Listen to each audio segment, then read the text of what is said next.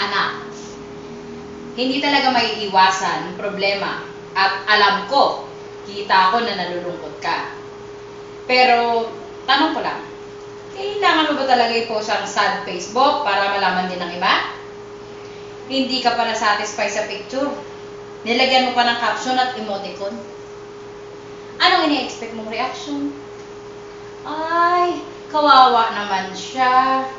Pero like ko yung picture niya. Anak, ano ang laman ng kahon na ito? Tingnan mo, tingnan mo.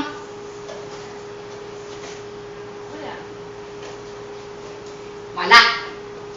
Pwes, ganyan din karami ang netizens na may pakialam sa problema mo.